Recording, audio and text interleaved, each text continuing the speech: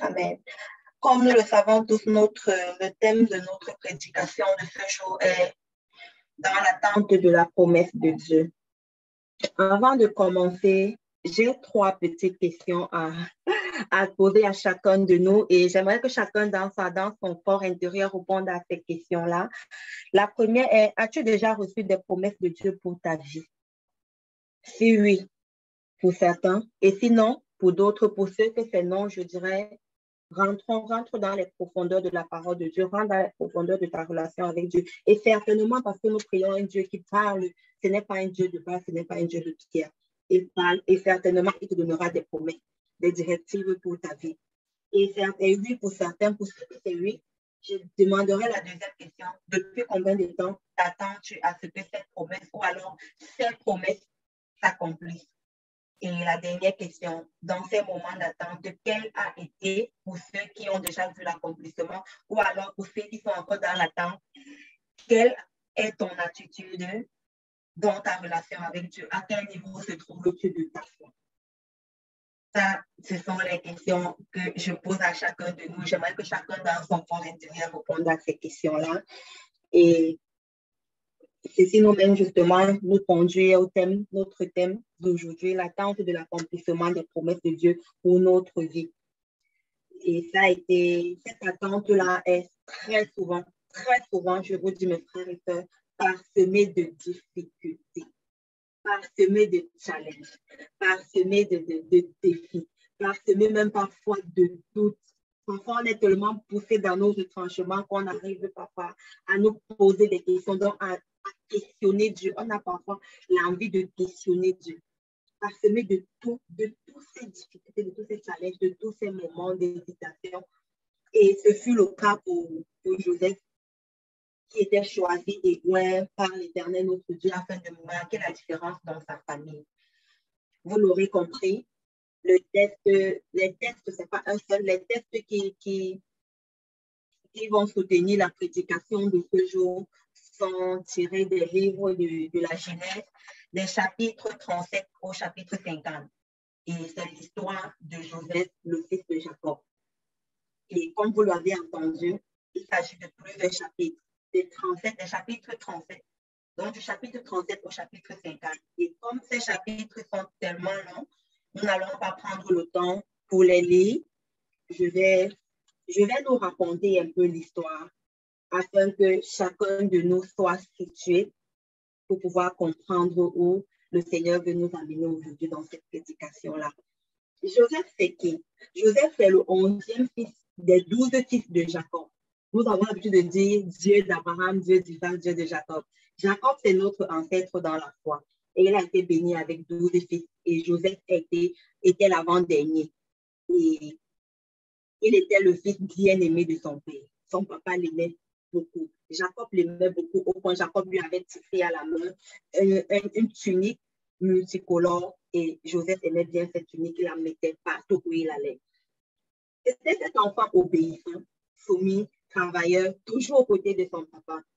Il avait déjà commencé à attiser un peu de la jalousie de ses frères aînés. Parce qu'il était celui-là qui était toujours prêt à rapporter que ce soit les bonnes ou les mauvaises actions de ses frères à son papa. Et ça créait, nous connaissons comme c'était les enfants. On sait que parmi nous, il y a ce frère-là qui a tendance à être le rapporteur auprès des parents, on a un peu à le maltraiter de temps en temps, juste pour le charrier, que mais arrête et tout et tout. Il y avait cette petite rancune-là avec ses frères, que ses frères nourrissaient envers Joseph. Et comme ça ne suffisait pas, à ses 17 ans, le Seigneur lui donne la vision de sa vie. Ce ne fut pas une seule vision, mes frères bien-aimés, mais il a eu 2 visions. Toutes les 2 allaient dans le même sens. Je vais nous lire les 2 visions que Joseph a eues à ses 17 ans. La première vision est dans le livre de la Genèse, chapitre 37, le verset 7. Le verset 7 dit ceci. Nous étions alliés des gerbes au milieu des champs, et voici, ma gerbe s'éleva et se tint debout, et vos gerbes l'entourèrent et se prosternèrent devant elle. La seconde vision, il a eu quelques jours après, au verset 9 du même chapitre, Joseph qui dit encore à sa fille, raconte encore son songe. Il eut un autre songe et le raconta à ses frères. Il dit, j'ai eu encore un songe et voici, le soleil, la lune et 11 étoiles se prosternaient devant moi. Les deux songes, nous voyons, ces deux songes partent dans le même sens. Des gerbes de fleurs qui se prosternent, des gerbes d'aides qui se prosternent devant la gerbe de Joseph, le soleil, la lune et 11 étoiles qui se prosternent devant Joseph. Ça parle clairement de sa royauté, qu'il va gouverner, qu'il va être. En fait, les gens vont se prosterner au-devant de lui. Du coup, quand il a raconté ses songes, même son papa a été un peu au-devant de lui. Que dis-tu, Joseph, que nous allons nous prosterner au-devant de toi? Ses frères se sont sentis mais toi qui es l'avant-dernier de nous, le plus petit, tu dis que nous allons nous prosterner. Comment ça se fait? Du coup, la jalousie qu'il nourrissait déjà contre Joseph s'est accrue. Et ils ont commencé à méditer de lui faire du mal. Ils ont décidé de tuer Joseph pour 7 ans. Mais d'autres, Ruben, par la grâce de Dieu, vu que la main de Dieu était sur Joseph et qu'il fallait que la vision de Dieu pour la vie de Joseph s'accomplisse, Dieu ne pouvait pas permettre que son sang soit versé. Ruben s'est élevé, il a dit non, ne le tuons pas, il ne faudrait pas qu'on reprenne le sang, que nos mains soient tachées de sang. Ils l'ont d'abord jeté premièrement dans un puits. Ruben, lui, dans sa tête, c'était qu'il devait revenir par après faire sortir Joseph. Mais entre-temps, il y a des marchands mandaniens qui passaient par là et ils partaient en Égypte. C'était un pèlerinage pour l'Égypte. Les frères ont dit, bon, vu qu'on ne peut pas le tuer pour ne pas avoir du sang pour eux-mêmes, vendons-le à ces marchands. Ils l'ont fait remonter du puits, ils l'ont vendu aux marchands mandaniens et les marchands sont partis en Égypte avec lui. Arrivé à l'épreuve, là commence déjà simplement parce qu'il a raconté la vision de sa vie. Il a reçu cette vision, il a raconté, simplement les tribulations ont commencé. Il arrive, on le rend en Égypte. Il arrive en Égypte. Qu'est-ce qui se passe? Les marchands arrivent en Égypte. Ce sont des pèlerins, ce sont des marchands pèlerins. Ils ne sont pas égyptiens. Ils passent.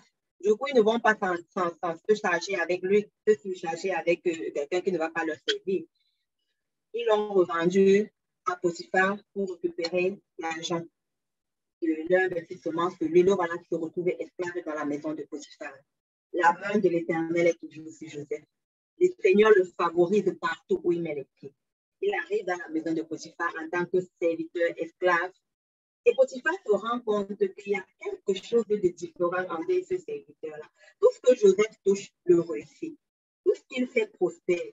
Du coup, Potiphar l'établit gouverneur et intendant de toute sa maison, de tous ses biens. Et c'est comme ça la maison de Potiphar devient prospère. Joseph aurait peut-être pensé en ce moment, nous-mêmes peut-être en lisant, arrivé à ce moment, on se dit peut-être c'est déjà l'accomplissement de la vision, mais non, mes bien-aimés. Ce n'est même pas, ce n'est que le commencement des tribulations de Joseph. Il est dans la maison. Satan passe encore par la femme de Potiphar pour l'attaquer. Satan, en posant ses actions, pense pouvoir anéantir Joseph. Mais bien au contraire, il est en train d'amener Joseph sur le chemin de l'accomplissement de sa destinée.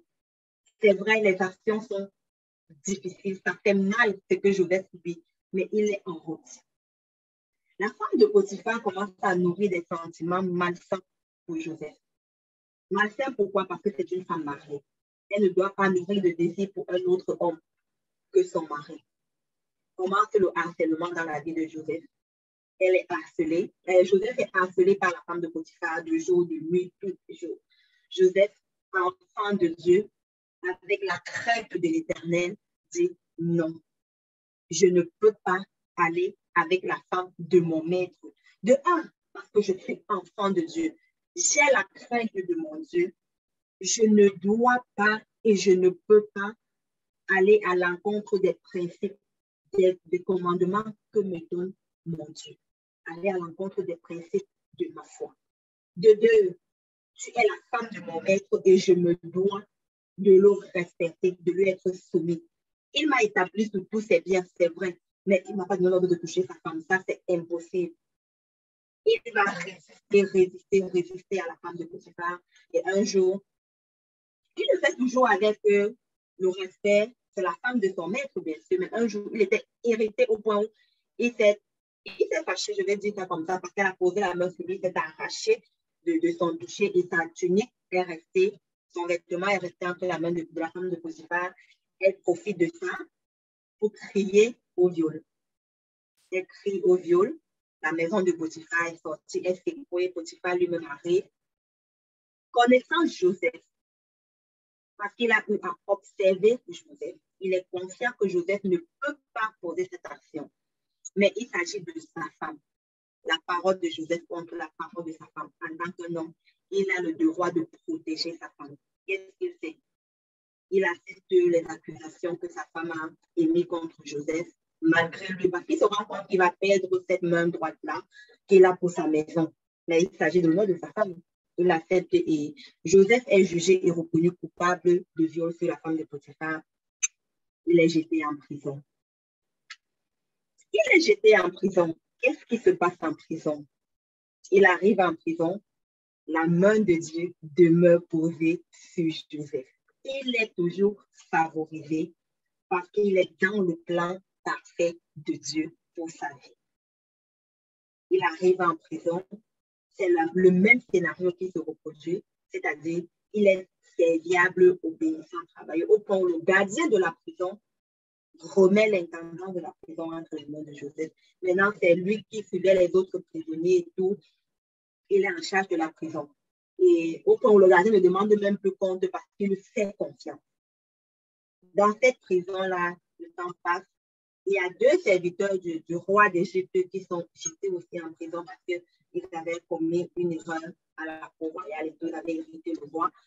On les envoie en prison. Quand ils arrivent, ils sont mis justement sous la surveillance de Joseph et Joseph devait leur servir parce que ce sont quand même des princes de la cour royale.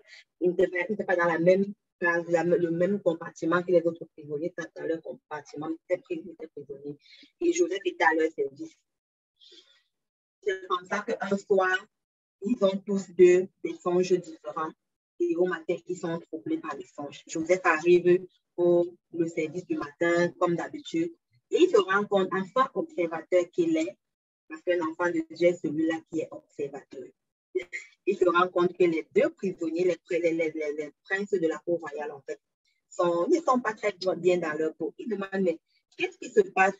Pourquoi mes seigneurs ont mauvaise mine ce matin? Il leur fait comprendre, ces geôliers-là, les princes de la cour royale, ils disent, voilà, on a eu des songes comme ça et nos cœurs sont troublés, on n'arrive pas à voir l'explication, on n'arrive pas à comprendre. Joseph dit que c'est mon Dieu qui donne l'explication des songes, le Dieu que je sais, le Dieu que je prie, c'est celui-là qui parle clairement. Donnez-moi le songe et certainement mon Dieu vous en donnera l'explication. Ils ont raconté leur songe. Et lui, le Dieu de Joseph ne l'a pas déçu. Il a donné l'explication et Joseph leur a retransmis l'explication. C'est exactement ce que Joseph leur a dit. C'est ce qui s'est produit dans les jours qui ont suivi. Et Joseph avait dit à ces hommes, parce qu'il y a deux, il y a un qui devait être rétabli dans sa fonction et l'autre devait être pendu. Il a dit à celui qui devait être rétabli que quand tu seras rétabli, comme je te le dis par rapport à ce que ton songe disait, ne m'oublie pas, souviens-toi de moi, parce que je suis même d'abord en prison, c'est de façon injuste, parce que ce dont on m'accuse, je ne l'ai pas fait. Le monsieur a dit d'accord, mais quand il sort, il oublie, il est tellement dans la joie et tout, là-bas, il a retrouvé sa vie, sa liberté, il oublie Joseph, des années passent, Joseph est en prison, et un bon matin, Dieu faisant ces choses comme il sait bien le faire en temps et en heure,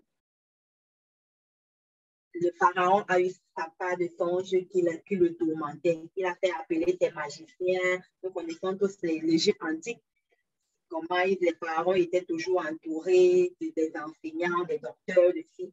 On fait rappel à tout ce collège-là, tout le monde vient. Personne n'arrive à expliquer le songe du pharaon. Et le pharaon est vraiment troublé dans son cœur. Il doit connaître l'explication parce qu'il sent que c'est quelque chose d'important pour lui et pour son règne.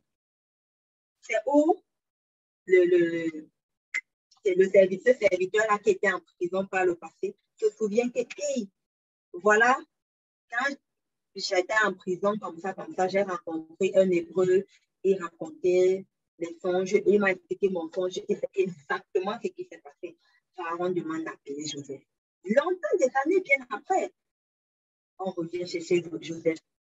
Il aurait peut-être pu se dire, bon, ma vie est finie, je suis là, c'est fini pour moi. Mais non, Dieu avec le plan parfait. Et il était dans le plan parfait de Dieu.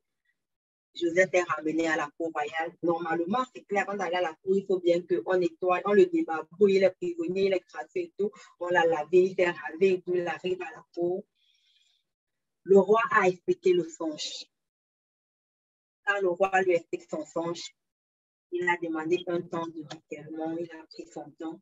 Il s'est concerté avec son Dieu, il est rentré dans les profondeurs avec son Dieu, dans l'intimité avec son Dieu. Son Dieu lui a donné l'explication du songe du roi. Du roi d'Égypte. Il est revenu avec. Et dès qu'il a donné l'explication, le roi s'est senti apaisé. C'était exactement ça que son songe voulait dire. Et il a donné les conseils qu'il avait reçus de la part de Dieu au roi par rapport aux événements qui devaient se produire. Le roi lui dit, mais qui dort mieux que toi? Et le roi était en accord, toute la cour royale était parfaitement d'accord là-dessus. Qui dort mieux que toi, justement, pour appliquer ces consignes-là, ces conseils-là? Vu que tu as été le seul qui a pu expliquer le songe et qui a apporté ces paroles de sagesse, ces conseils remplis de sagesse. Alors, il n'y a que toi, justement, pour pouvoir mettre tout cela en exécution. Je te donne le pouvoir sur le royaume d'Égypte. Le roi a retiré son anneau, il l'a remis à Joseph. Et le roi lui a dit, il n'y a que la couronne sur ma tête qui fait que je suis supérieur à toi. Sinon, toi et moi, nous sommes pareils dans ce royaume. Ce que tu dis est ce qui sera fait. Ce que tu dénies est ce qui sera dénié. Et voilà la victoire de Joseph. Il a été couronné. Il a été apparu comme le second du roi d'Égypte. Il a été présenté dans toute l'Égypte. C'est l'accomplissement de ce songe-là, le commencement, je vais dire, parce qu'il fallait que sa famille qui avait refusé, qui n'avait pas cru en ça, se prosterne aussi devant Joseph. Il a eu cet accomplissement-là. Nous voyons le parcours par quoi Joseph est passé.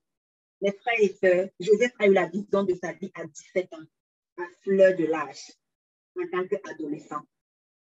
Et il est reçu à la cour royale et couronné à 30 ans. 13 longues années se sont épuisées, se sont écoulées entre le moment où il a reçu la promesse et le moment où la promesse s'est accomplie. Et pendant ces 13 années, il est passé par des montagnes russes. Il a vécu le chaud, le froid. Il a vécu le tiède, il a vécu le brûlant, il a vécu toutes sortes de saisons avant d'atteindre l'accomplissement. Ce qui nous intéresse, quelle a été l'attitude de Joseph pendant ces 13 longues années? Comment il s'est comporté en tant qu'enfant de Dieu pendant ces 13 longues années?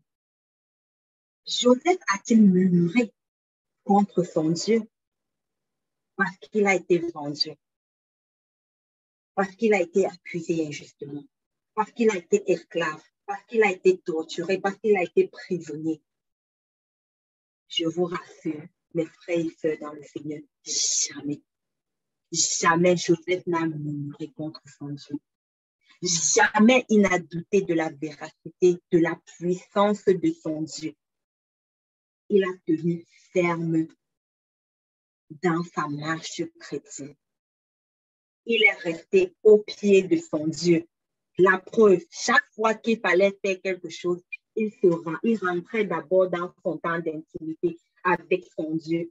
Il cherchait la face de son Dieu. Il priait son Dieu. Il implorait la clémence, il implorait l'intervention de son Dieu avant de poser une quelconque action. C'est ce que le Seigneur attend de nous, ses enfants. Joseph a tenu ferme. Il est resté dans cette position-là de j'ai les principes de mon Dieu parce que je suis enfant de Dieu. Je me dois de respecter ces principes. Je me dois de marcher à la suite de mon Dieu. Même si Je ne vois que les ténèbres autour de moi.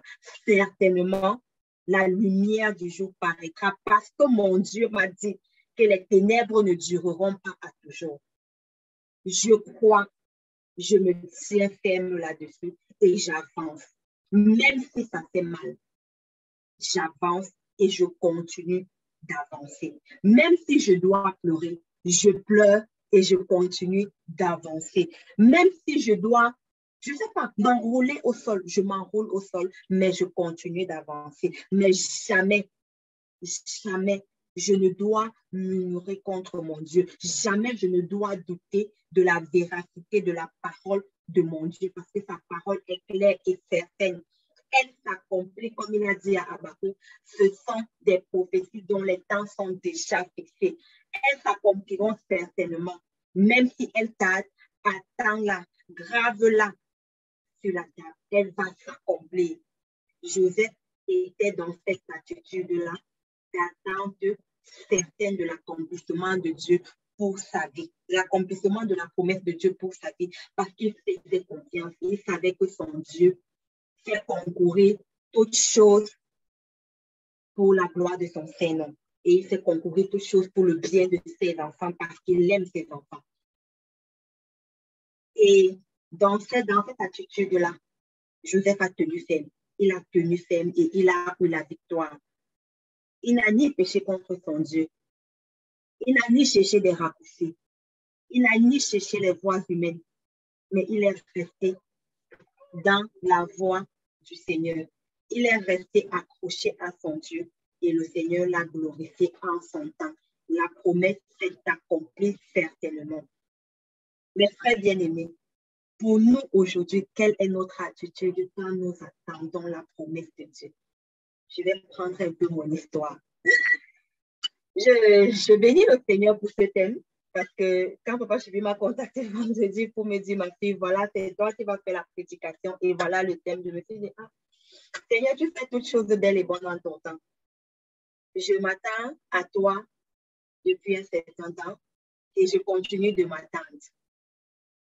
Tu m'amènes dans ce thème. Où est-ce que j'en suis?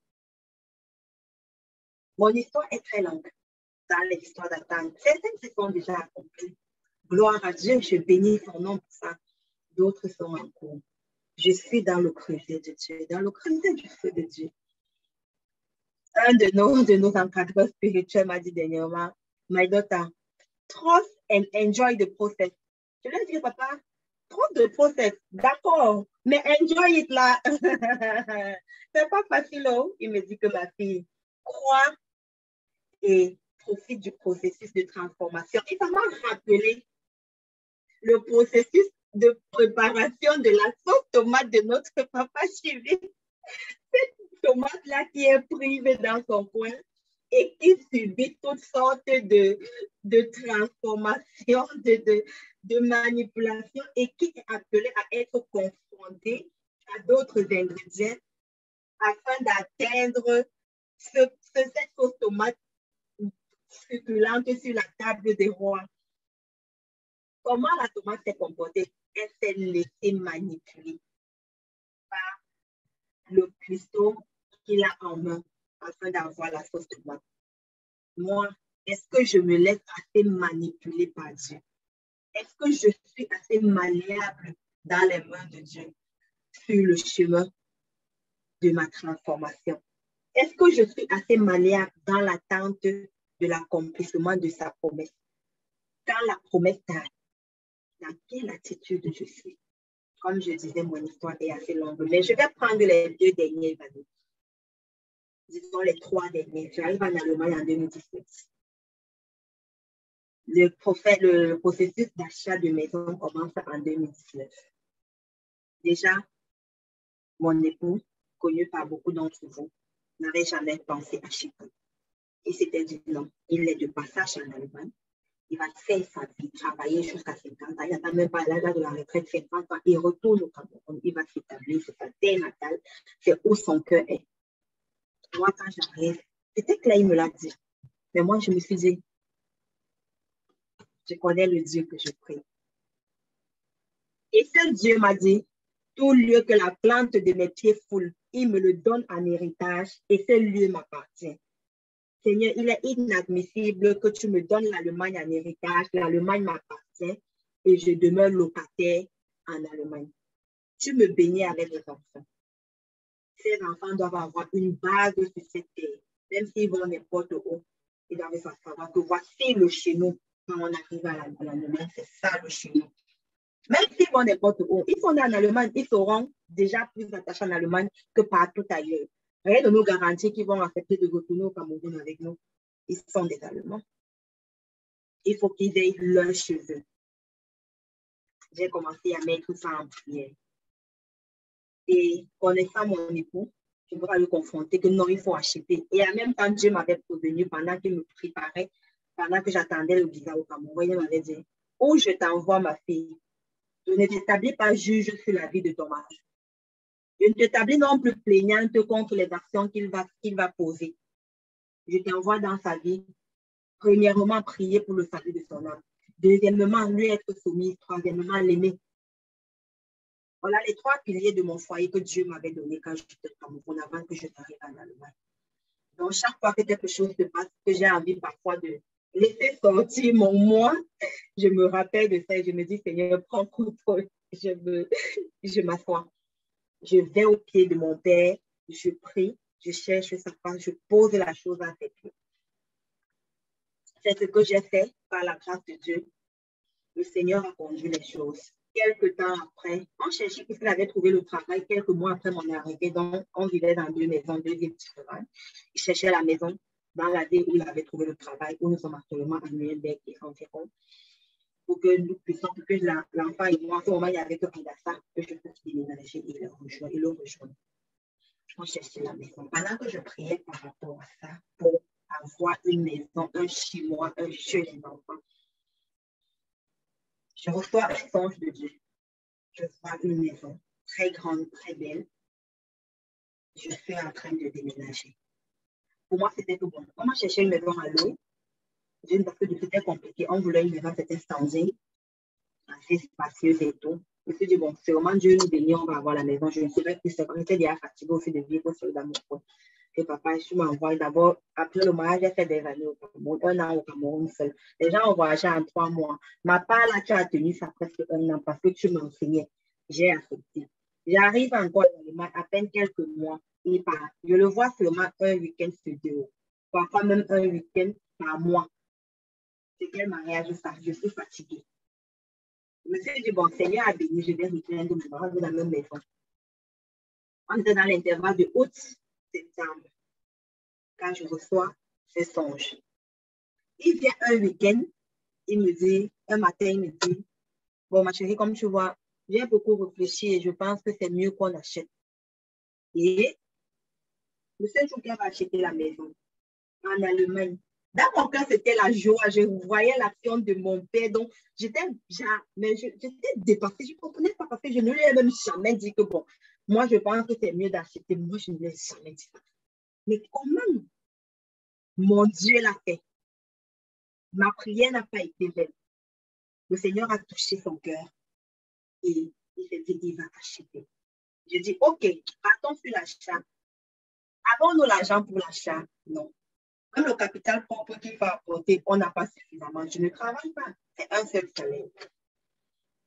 Je me dis encore, Seigneur, l'or et l'argent t'appartiennent. Tu es mon papa. Tu vas pouvoir. Si tu as mis ça dans son cœur, c'est parce que tu es déjà à l'œuvre pour disposer les choses en ma faveur. On va sur l'achat. On commence à chercher. On cherche, on cherche, on cherche. Il fallait déjà réunir le capital.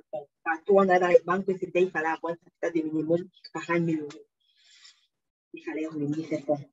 Dieu a pourvu. On a eu les fonds. On a visité les maisons. Votre beau a les standing. Je cherche la maison avec piscine. Je cherche la maison avec jardin. J'ai l'argent. Non. Papa Sylvie avait dit, accroche ton sac où Dieu peut décrocher. Fais les projets à la hauteur de ton Dieu. J'ai dit, je m'accroche. Je cherche la maison. On a activé des refus. De septembre qu'on a commencé à chercher, 2019 jusqu'à octobre 2020, C'était que des refus, des refus, des refus, des refus. J'étais déjà, oh, c'est un moment, mes épaules se sont rabaissées. Ah, Seigneur, c'est pour ça que je vais prendre. On cherchait. Mais par la grâce de Dieu, on a eu celle-ci. Elle nous a été refusée une première fois, comme toutes les autres. Et j'avais déjà Maïva à mes côtés, elle était arrivée à fin février 2020. On avait commencé aussi dans les prières par rapport, elle et moi, j'étais déjà un soutien pour moi. Je disais merci Seigneur, on priait, on faisait même parfois des nuits de prière par rapport à ça. Quand elle nous a été refusée, je fais un deuxième songe. Je me vois dans le songe, je suis en train de travailler et je souffre tellement pour aller au travail parce que la maison est tellement loin du lieu de service. Un matin, j'allais quelque part devant le bus. Le monsieur me dit, mais ma fille, pourquoi tu souffres comme ça? Papa, tu veux faire comment? Voici la maison à côté du bureau là-haut. On me l'a refusé. On a dit que je ne peux pas l'avoir. Pourtant, c'est ça que je voulais, mais on m'a refusé ça. J'étais obligée de souffrir comme ça pour venir au boulot tous les jours et rentrer. Il me dit, non, ma fille, tu ne dois pas, ça s'arrête aujourd'hui. Comment on t'a refusé? C'est ta maison. C'est ta maison. On ne doit pas te la refuser. Il me dit, attends, ma fille. Il entre dans les bureaux, il reçoit un trousseau de clés. Il me dit, prends. Voilà, c'est ta maison, tu peux venir aménager. La souffrance est terminée. Je cours à la maison, je dis à mon époux que voilà le trousseau, on nous a donné la maison là et tout, et tout, et tout. On a commencé à emballer et tout pour aménager. La maison était prête à être habitée, tout était beau, tout était rose. Je me lève et je dis, oh Seigneur, tu l'as fait, merci, merci Seigneur. Maintenant, laquelle de maison tu vas te donner, je sais comment tu l'as fait, je te dis merci. Directement 2 jours après, mon époux m'appelle, me dit, tu te souviens de la maison qui a assez d'espace? C'est vrai, elle n'a pas le jardin, elle n'a pas la piscine, mais elle a plein de chambres et tout comme ça. Je dis oui. On nous a refusé des trucs. Je dis que la banque m'a appelé encore. La banque a demandé que je fournisse d'autres documents et tout. Ils vont réétudier le dossier. Je dis, ah bon, il me dit, ok, fais-le. Je me dis, Seigneur, certainement, c'est ça. Je me suis approchée, j'ai saisi la parole, j'ai saisi la promesse de Dieu, j'ai saisi l'accomplissement. Il est reparti avec les dossiers qu'on lui a demandé et tout, on a réétudié et tout, finalement, on a accordé la maison, on a eu la maison. J'ai tellement dansé, pour moi, c'était que, oh, la fin de la souffrance, je ne serai plus seule, je serai avec père, mais enfant, oh, ça sera très beau. On a signé le contrat d'achat en octobre 2020, justement. On a eu les clés le 31 décembre 2020. On s'est dit, bon, quelques petites retouches. Pour nous, c'était quelques petites retouches. Les papiers ne nous intéressaient pas. On va les retirer, on va refaire. La division des chambres d'enfants, quand c'était petit, on va retirer. Comme c'était les murs amovibles, on va retirer et refaire. Le standing qu'on veut, juste quelques retouches. Et en 3 mois, ça devait être fini. On a posé le préavis pour libérer la maison où j'étais à Noyon en janvier 2021. On savait que non, en mars, on aura fait toutes les retouches et j'étais dans la maison. Oh Seigneur, c'était sans connaître où Dieu m'amenait. On engage les retouches. On se rend compte que dans les murs, il y a beaucoup de problèmes. Le pèlerinage, comme Papa Chibi avait dit, a commencé. On a commencé le pèlerinage, on engage, si ça ne donne pas, on engage. Fin mars arrive, la maison n'est plus habitable parce qu'il y avait des gens dans la maison. Ils nous ont remis les clés le 31 décembre en libérant, ils avaient libéré dans la maison. C'est quand nous avons passé justement pour faire nos retouches à notre standing, c'est où on s'est rendu compte des failles qu'il y avait dans les murs, il y avait déjà la moisissure, les trucs qui sautaient un peu partout, il fallait refaire tout ça. Et on était en plein dans le corona. Tout était compliqué. On se retrouve en fin mars. Les enfants et moi, nous sommes sans abri. La maison n'est pas habitable. Il n'y a nulle part où aller. Mais Dieu faisant ces choses, Papa Chibi nous a accueillis, de temps que mon époux trouve un espace. Il a cherché encore une autre chambre et tout, et il nous a accueillis. On s'était dit, bon, c'est quelques mois juste. Après, ce sera bon, on va intégrer. Au moins, ce ne serait que la partie, il y aurait des chaussées, on va l'intégrer. On va continuer les autres travaux. Même si on arrange seulement 2, 3 pièces, on intègre, on va continuer les travaux plus tard. Peut-être sans connaître que mon Dieu me disait, ma fille, tu n'es pas prête. J'ai encore du travail à faire avec toi. Et Dieu a fait son travail. de mars, donc disons avril 2021, que j'ai quitté, que j'ai été chez Papa Chéri, parce que j'ai quitté la maison de Noël le 29 mars 2021. J'ai fait un mois à Ingolstadt. Je suis remontée en fin avril là, dans la petite chambre dans le centre-ville de Nuremberg. Jusqu'à août 2022, ça a été une période catastrophique, s'il faut dire ça comme ça, avec mes émotions. Le Seigneur m'a fait vivre un peu de tout. La maison n'était pas prête. Aujourd'hui, on commande le matériel, ça n'arrive pas. On fait si ça n'arrive pas parce que Corona est monté, il n'y a pas le matériel. Et les prix même ont explosé sur le marché. Même l'argent, à un moment, on n'a plus parce qu'on avait déjà donné l'argent chez les différents techniciens. Mais le travail n'avançait pas parce que le matériel n'arrive pas. On est bloqué. Je regarde. Entre-temps, le Seigneur ne me laisse pas. On avait pris nos dispositions. J'avais 2 filles quand j'ai quitté parce que j'avais accouché à Daniel en décembre 2020. On a quitté en mars, elle avait 3 mois. Mais on s'est dit non, là maintenant, là non. C'est bon, on attend à ce qu'on finisse avec la maison avant de chercher à pour l'enfant. Il a suffi d'un week-end. J'ai conçu Dafaya. J'ai pleuré toutes les larmes de mon corps. Je vais être honnête, j'étais dans un état, dans une petite chambre avec 2 enfants en bas âge et je suis encore à peine. J'ai commencé la formation des cours de la Fondation Académie biblique. J'avais tellement de choses que je voulais faire que j'ai dû me mettre en suspens. Il n'y a que cela que j'ai pu tenir jusqu'à la fin. Dans la maison, même pendant ça, ça a failli brûler un après-midi. Parce que la cuisine était là, les lits là, la douche là, c'était dans la même pièce. En jouant comme une enfant, elle a tourné les boulons de la cuisinière. J'étais endormie sur le lit avec Agnès. J'entends seulement les alarmes incendiées, la fumée et tout. Je me tourne la fille avec. Elle a tourné, il y avait le torchon, les éponges que je nettoie la cuisinière avec du sable et tout. Elle était là, elle jouait. Dieu a préservé ses mains ne se sont pas brûlées. J'ai vécu tout un tas de trucs dans cette maison. Mais, mes frères et sœurs, où je vais en venir avec ce témoignage, c'est quelle a été mon attitude. Je ne devais pas vous mentir qu'il y a eu des jours où j'ai eu envie d'abandonner. Je me suis dit, c'est peut-être mieux que je rentre au Cameroun, au moins là-bas. Il y a tellement d'espace, je ne vais pas manquer de vivre. Je souffre quoi comme ça ici. J'ai pleuré. Papa Chibi et Pasteur Cédric ont subi mes pleurs. Il y a des jours où j'ai pleuré amèrement. Mais à chaque fois où, quand je commençais à oqueter, donc pleurer comme un enfant au point de commencer à oqueter, je me dis, ma fille, loue-moi, adore-moi, je suis là. Je vais résister, mais au final, je vais me lever, je vais me trouver en train d'adorer au point où ma vie me dit que je fais le bruit, parce que tellement ma voix s'est élevée en adoration. Et après, je me lève, je me sens ressourcer, revivre. Dans cette situation-là, je devais parcourir 17 km, mes bien-aimés, de la chambre du centre-ville pour l'école de Adassa, qui n'est pas loin de la grande maison. Dans le froid, avec Agnès, dans la poussette, Adassa, dans la poussette qui est en train d'évoluer. Je l'ai fait. D'octobre 2021 à août 2022, on a intégré le DAC dans la partie supérieure de la maison par la grâce de Dieu. Jusqu'à présent, je suis dans ce processus. Dieu a disposé les choses. Puisque cette partie supérieure, il y avait un locataire. Quand on avait eu la maison, le locataire paniquait vu qu'avant la maison au bail, il a 2 enfants.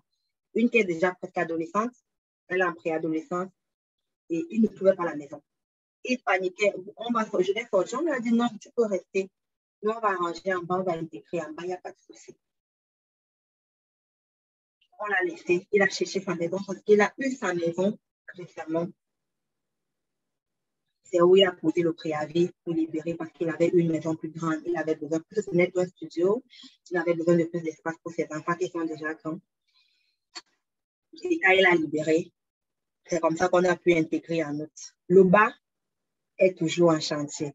Et ça n'évolue pas, mes bien-aimés. Je vais vous le dire. Parce que c'est dit qu'il était là. Roland, tonton Roland était là. Tous ont vu dans quoi je vis. Ce n'est pas évident. Mais mon Dieu est fidèle. Mon Dieu ne m'a pas abandonné. Il me rassure au quotidien. Fais-moi confiance. Tu es dans le processus. Je t'amène quelque part. La belle maison que tu as vue, c'est celle-là. Pour le moment, tu vois des débris. Tu vois un dépotoir. Mais moi, ton Dieu, je te demande de voir cette maison glorieuse-là, lumineuse que je t'avais montrée. Et c'est sur ça que je me tiens tous les jours quand mon époux me dit c'est chaud. Il n'y a même plus 5 francs. La pompe qu'on a commandée pour pouvoir faire avancer les travaux, ça fait 6 mois, elle n'a pas été livrée. Quand il appelle l'entreprise, qu'on dit non, on n'a pas de nouvelles, on t'aura déjà contacté. Tout il n'y a rien. Il rentre avec les épaules affaissées. Je le regarde, je lui dis, je prie un Dieu vivant. Je sais le Dieu que je prie. Il ne m'a jamais abandonné et ce n'est pas maintenant qu'il va m'abandonner. Je lui fais confiance. Le temps que ça va durer, ça va durer. Mais je sais que mon Dieu est fidèle et il va accomplir certainement la promesse. Cette maison est un témoignage pour la gloire de son nom. Je m'accroche dessus. Bien-aimés dans le Seigneur, je vous exhorte ce matin. Quelle qu'en soit la promesse que vous avez reçue de notre Dieu, ne regardez pas à la situation actuelle. La situation peut être totalement contraire à la promesse de Dieu. Mais gardons les regards fixés sur le Dieu qui a fait la promesse. Parce qu'il est un Dieu qui ne ment pas. Il est un Dieu qui ne se répand pas de sa parole. Quand il dit de sa bouche, il accomplit de sa droite puissante. Tenons-nous fermes là-dessus. Faisons assez confiance en notre Dieu pour ne pas abandonner, pour ne pas nous décourager, pour ne pas nous laisser balancer à tout vent selon nos émotions, selon les situations, selon les circonstances. Ne soyons pas comme ces hommes inconscients qui se laissent balancer à tout vent de doctrine. Aujourd'hui, c'est chaud, il va du côté où c'est chaud. Demain, c'est froid, il va du côté où c'est froid. Non. Tenons ferme sur la parole de Dieu. Tenons ferme. Faisons assez confiance en fait en notre Dieu pour rester focalisés sur le plan qu'il nous a donné, pour rester focalisés sur la promesse qu'il nous a donnée, malgré les vents contraires, malgré les tribulations, malgré les turpitudes qu'on vit. D'accord, nous sommes humains. Je vous le dis, moi j'ai pleuré. J'ai parfois eu des questions. Mon Dieu, pourquoi? Est-ce que j'ai péché quelque part? Est-ce que j'ai fait quelque chose qui ne va pas vivre cette situation-là? Mais dans ces questionnements-là, n'oublions pas que nous servons le Dieu d'Abraham, d'Isaac et de Jacob. Ce Dieu-là qui a fendu la mer Rouge en deux. Ce Dieu-là qui ne ment pas. Joseph est resté focalisé sur la vision de sa vie. Il a eu cette vision à 17 ans. 18 ans, il a vécu les tribulations. 19 ans, il a vécu. 20 ans, il a vécu. Ainsi de suite jusqu'à 30 ans. Il ne s'est jamais, jamais, jamais détourné de son Dieu. Il est resté accroché. Il est resté focalisé. Il est resté droit dans ses baskets. Sa propre vie était une vie de témoignage. La preuve, partout où il passait, il marquait la différence parce qu'il était resté accroché à Dieu. Dieu le favorisait. Dieu le favorisait. Si un temps soit que Joseph avait douté de Dieu, avait cherché des raccourcis, il n'aurait pas eu cette faveur-là dans ses épreuves. Le fait d'être cette personne-là que partout où il arrive, il y a la prospérité, il y a la paix, il y a la joie, il y a l'amour, il y a l'harmonie, c'est parce qu'il était resté accroché à Dieu. C'était des conséquences du fait qu'il était resté accroché à Dieu. Il croyait en la promesse, il croyait en la personne qui a fait la promesse et il vivait simplement le processus. Simplement le processus. Raison pour laquelle la main de Dieu est demeurée posée sur lui. Chez Potiphar, en prison, partout ailleurs où il est passé. La main de Dieu est demeurée posée sur lui parce qu'il était accroché. C'est ce que le Seigneur attend de nous encore aujourd'hui. Ce n'est pas simplement avec Joseph qu'il a fait. Avec nous, je vous raconte mon histoire. Je suis là. J'ai déjà la grâce de recevoir, même si ce n'est pas encore ce qu'on veut. Mais c'est déjà ça. Je ne suis peut-être pas où j'aurais souhaité être, mais je suis en chemin. Quand tonton est arrivé ici, il est à l'aise, il a des chaises. Ce n'était pas comme dans le petit chambre où il arrivait. On était comme des boîtes de sardines, il n'y a pas moyen de s'asseoir. Il est installé, il est à l'aise, il a où poser son ordinateur, il a où travailler, il a où se mouvoir dans la maison. C'est déjà ça. Dieu est à l'œuvre, Dieu est en train d'accomplir sa promesse. Je suis en marche pour l'accomplissement de Dieu, pour l'accomplissement de la promesse de Dieu par rapport à cette maison. Ce n'est qu'une infime partie du témoignage de ma vie. Depuis que j'ai donné ma vie à Dieu, depuis que je marche avec lui, il y en a tellement que le Seigneur a fait. D'autres que je suis encore en train d'attendre. Mais je demeure focalisée là-dessus. Et c'est ce que Dieu nous demande de faire. Comme Tata a dit tout à l'heure, ce n'est toujours pas facile. Il y a des jours où on a vraiment envie d'abandonner. Mais comme la chanson le dit, il n'a pas dit que nous coulerons. Il n'a pas dit que nous sombrerons. Il nous dit allons à l'autre bord parce que lui-même, il nous tient par la main et c'est lui qui nous mène à l'autre bord. Tout ce que nous avons à faire, c'est de lui faire confiance. C'est de rester accroché à lui, nous abandonner totalement et le laisser nous mener à l'autre bord comme Joseph l'a fait et il a eu la victoire. À la fin, même Jacob qui avait un peu hésité, mais il avait conservé les songes de son fils dans son cœur. Quand on est venu lui dire, ton fils n'est pas mort, il est vivant. Nous l'avons vu parce que ses frères l'avaient vu. Quand il y a eu les 7 années de famille, ils sont allés en Égypte pour acheter du blé. Et lui, ils se sont prosternés devant le grand Joseph, qui était le second direct du roi, du pharaon d'Égypte. Ils se sont prosternés. La vision s'est accomplie. La promesse s'est accomplie parce que le Dieu tout-puissant de Joseph a amené toutes choses à l'accomplissement de cette promesse. Ils se sont prosternés. Et quand ils sont rentrés, quand Joseph va rentrer, ramener le dernier né, le Benjamin de la famille, le papa, quand papa est arrivé, lui aussi s'est prosterné. C'était vrai. Au final, la vie s'est accomplie parce que Joseph a tenu ses mains.